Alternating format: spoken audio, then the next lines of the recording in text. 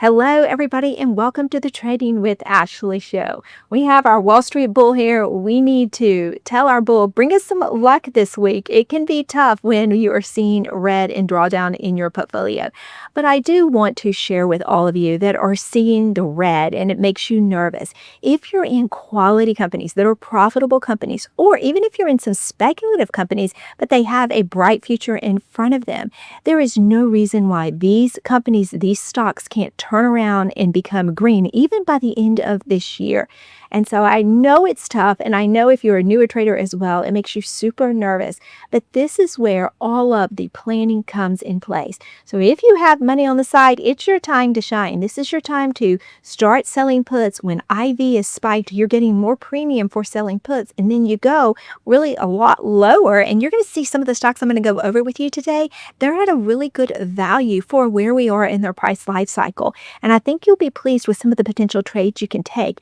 Now, one of my favorite strategies when you are trading through some chop like we're doing now, I like to actually go further out. That increases the amount of premium I'm getting, and it allows me to go down even lower. So one of two things happen if I go further out in time.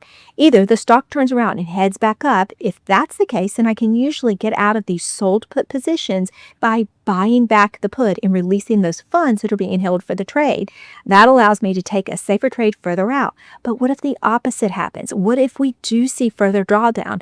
Well, I will go ahead and put my strike at a level that would be reasonable to be assigned, especially if I go further out in time.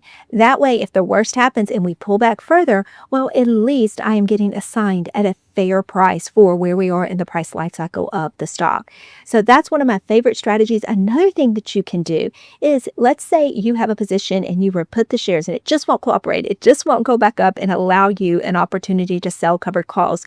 Then consider doing call credit spreads on that stock. Now, maybe you don't want to go out too far in time because the market does like to trend up, especially if we get some good news and if NVIDIA earnings are great and things head back up, we may see that we are out of the fire for now. And if that's the case, you don't want to be too aggressive if you do call credit spreads. When I do call credit spreads, because I'm trying to hedge against more downside, I like to go with something around that 30 or 45 day mark, and I like to go lower than a 0.2 delta on the sold call. So that's something that may help those of you. You can also turn a losing put credit spread into an iron condor, especially if it goes a little bit further out. That's going to give you a little bit more premium so that you can withstand some of the chop until things turn around.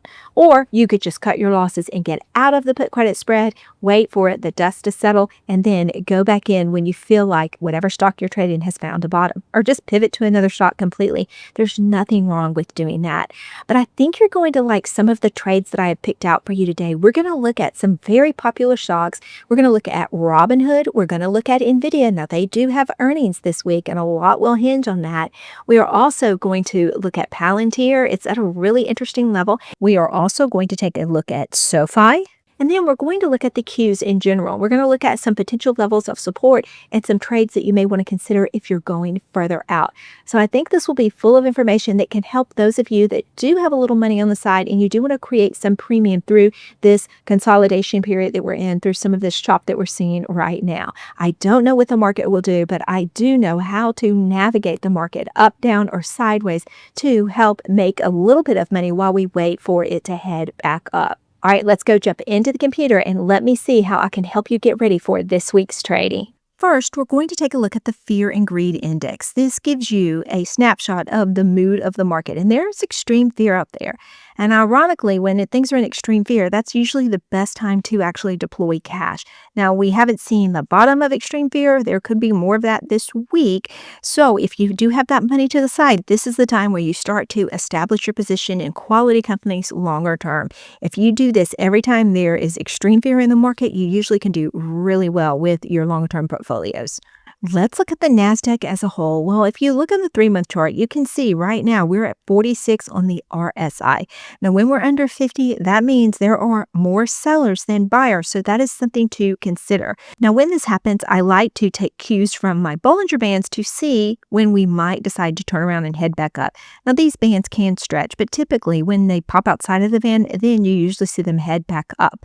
So that's something to consider. There might be a little bit more drama this week, But if we do, I want to look at my next moving average, which is my 100-day moving average. The 50-day moving average is really important, though. That's right here at 605, and use it as support. I think that would be very helpful moving forward, and we might see the market turn back around. But if not, we could continue to pull down. And if we do, we might go right here down to about 580 area. You see some candle touches right here. This kind of shows you where all the support was the last time we were around. It looks like around 588. So consider that if we're going to have more drawdown this week, look for those levels to touch and then potentially rebound. Now, Wednesday, NVIDIA has earnings, and there's a lot riding on NVIDIA's shoulders this week. Let's take a look at the technicals to get a better sense for what we're dealing with. Even with the drawdown last week, NVIDIA has been very resilient because I do think a lot of investors are waiting to see what happens with earnings.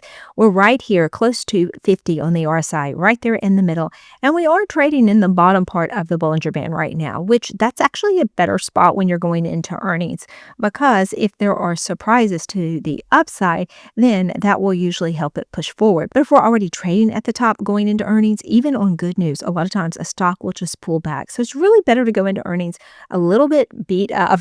That is helpful. Now, I wouldn't say we're beat up, because look at the rise that NVIDIA has seen all year. This has been great since we had these lows right here back in April. It has really enjoyed an upward movement.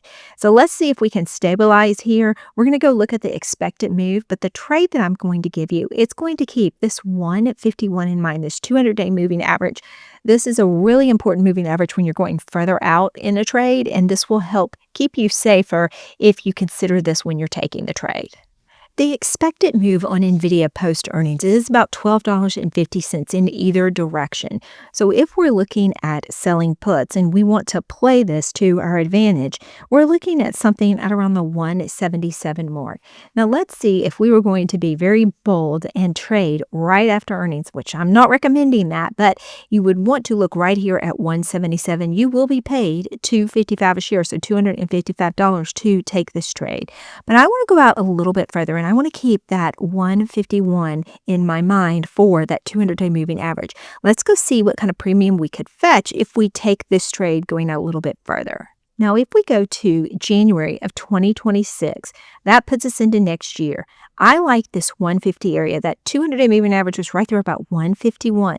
Now, this is going to give me $2.30 a share, so $230. I'll have to put up $15,000 in cash, or if I'm using margin, it will require quite a bit less.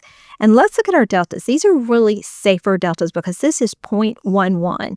So this is something to keep in mind. If you were looking for an entry later in time, if the market's under more pressure, would not mind grabbing NVIDIA at 150 a share, and I'll be paid in case it heads back up the other way.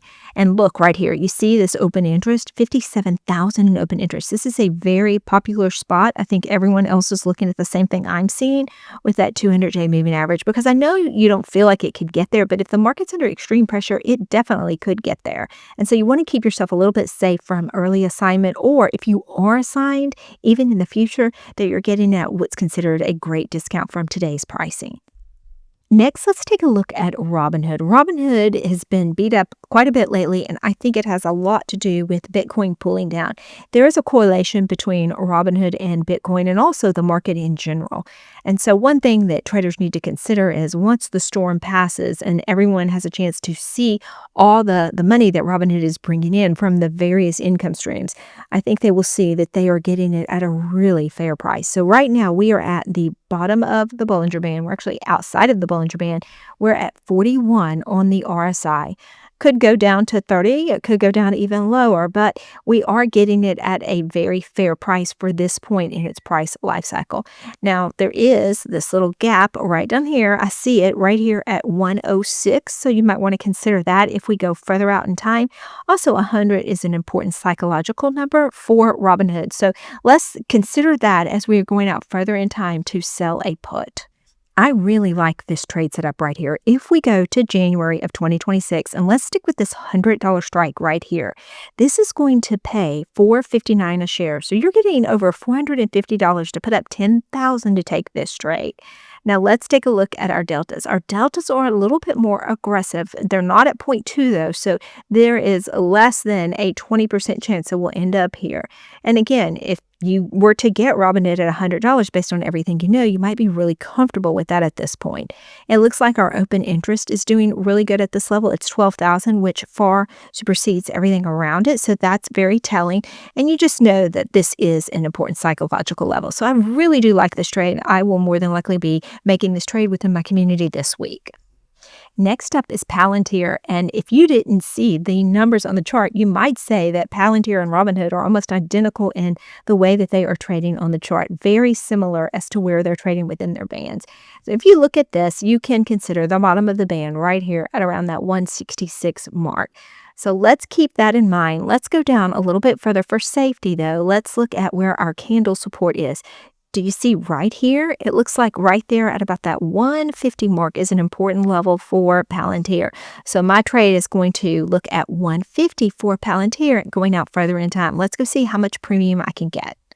If I look at January 2026, right here at the 150 mark, $630 for putting up $15,000 to take this trade. My deltas are good. They're right there at about 0.2 as well. And again, volume and open interest are really good at this strike.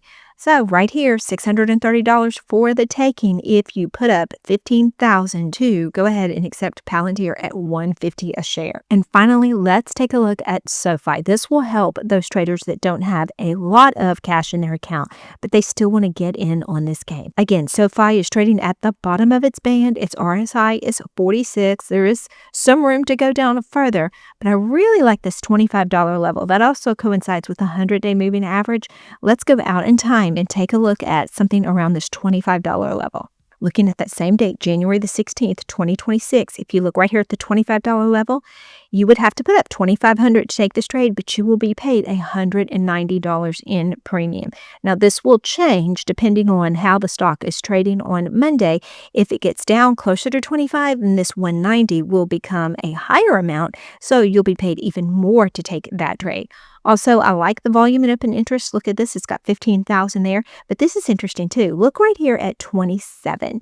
If you go with that one, also that has 15,000 in open interest. So it's interesting to see you've got 15,000 right here at 27, again at 25, and then if you go all the way down to 20, you'll be paid just 62 cents a share, but then you've got 14,000 there. So you have quite a variety depending on your risk tolerance, but SoFi is a very profitable company and they are adding quite a bit to what they are offering. So the revenue opportunity is really great with this stock, especially if you're just starting out and you're not sure what to trade. This might be a really good trade for you to take just to consider how the market moves with your trade. I hope that gave you a few ideas, and if you don't have the money to the side to take some of these trades, there is nothing wrong with just waiting until things get a little bit brighter. Maybe use this time to spend some more time with family, get away from the markets for a little while. There's nothing wrong with that.